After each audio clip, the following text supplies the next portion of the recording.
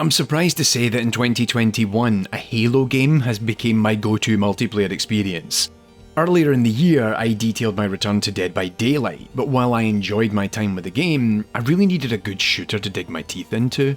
Plus, actually I wound up spending a lot of time with Dead by Daylight and I really needed to start breaking away from it. More recently, my apathy for Call of Duty has only increased given the allegations and reporting of toxic cultures within their studios, not to mention the main entries appearing lackluster and Warzone being a mess. I simply have no desire to engage with anything published by Activision at the moment, lest I have to. Meanwhile, I spent some time with Battlefield 2042 at launch, courtesy of the 10-hour trial available to Xbox Game Pass subscribers, and found the experience lacking. While it is common for a Battlefield launch to be scrappy and a little uneven, a trend dating back as far as Battlefield 4 at the very least, I found the core of the game itself doesn't really coalesce into something all that engaging. After spending around 5 hours with the Xbox version of 2042, I was resigned to not having a shooter to sink my teeth into outside of sessions with friends on Back 4 Blood. But along comes the Halo Infinite multiplayer, and I can't deny it has got its hooks in me over the past couple of weeks. Halo multiplayer has been in this weird limbo since the glory days of Halo 2 and 3.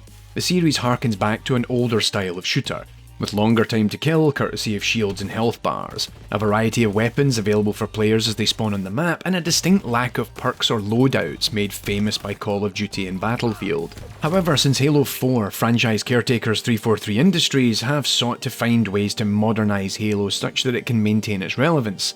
This meant playing with that time to kill, adding new mechanics ranging from the benign, like the ability to aim down sights in Halo 4, to reinforcements to the movement mechanics including sprinting, air dashes and more. Meanwhile, Halo 5 introduced a perk system that was driven by the cards players could unlock.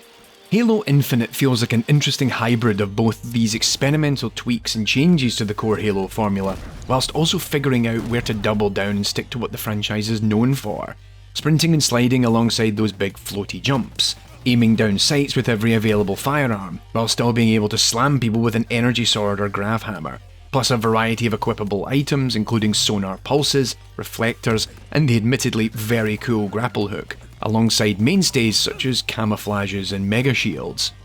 The time to kill feels just that little bit shorter than in old school Halo, and the variety in weaponry means that players often have at least one at their disposal that can do serious damage, be it to shields or health.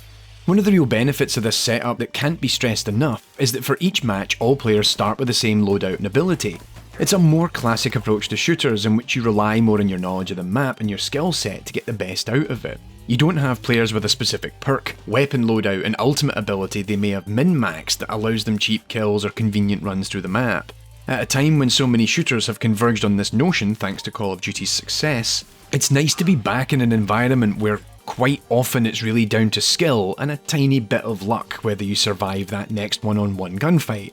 And at risk of highlighting my age, I think that works better for an older FPS player. The longer time to kill combined with the more level playing field means that you're more reliant on moment-to-moment strategy rather than twitch responsiveness.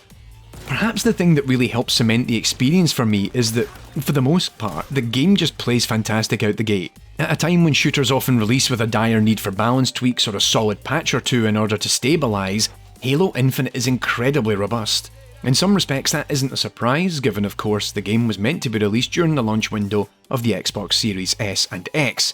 Heck, there's much to be said about the potential damage Halo Infinite is going to have on the launch windows of Call of Duty Vanguard, the next season of Warzone, and Battlefield 2042, given it's taken the time to get it right. But it's clear that time has been well spent. It handles well, it's smooth to play, and it's great to look at as it balances this fine line between graphical fidelity and an art style that is heavily reminiscent of the Halos of old. I really have to commend the art teams on this one, given I feel like Halo 4 and 5 struggled a little with this drive for a more richly envisioned world, alongside this greater focus on the Forerunners and their technology, given it clashed somewhat with the relatively clean visuals of older Halo games. All that said, there are still aspects of the game that are rough around the edges. While the options and customization systems are great, there are minor user experience gripes to be found everywhere. You can't check active challenge progression during a match, the matchmaking only allows you to enter a handful of playlists with a mix of game modes rather than letting you pick which mode you want.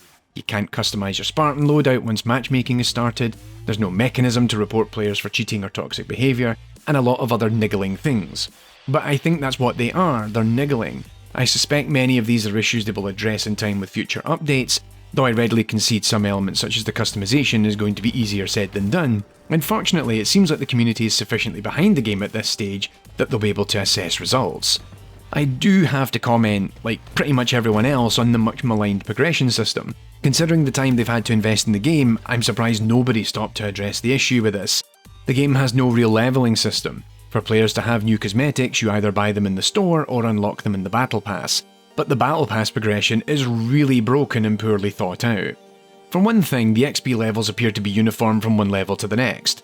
But my biggest gripe is that progression, the XP required to level it up, is tied to daily and weekly challenges you're given to complete. This has a knock-on effect that means the early levels of the Battle Pass prove to be a grind as you figure out how to play the game and what those challenges actually mean. That's a surefire way to pull people out of the experience if it's apparent you're having to really hack it out for several games to even reach level 2 of the Battle Pass. Games like this need to have you leveling up fairly frequently at the start to lure you in, then once you're hooked on it, those longer XP grinds feel earned and you're invested in the process. Right now, the big issue is that it doesn't tie progression to performance.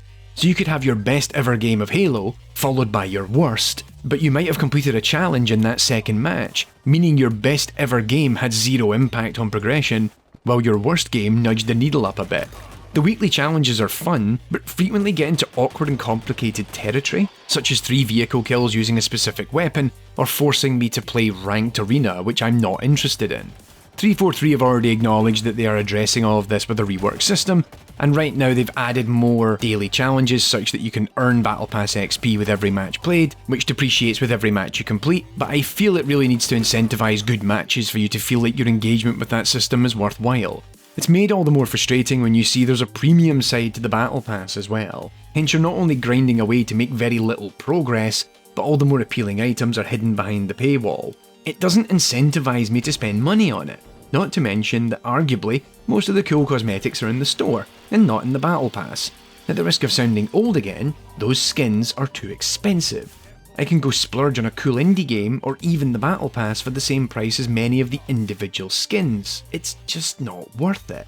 My issues with the progression and monetization aside, I've found myself repeatedly coming back for more of Halo Infinite's multiplayer.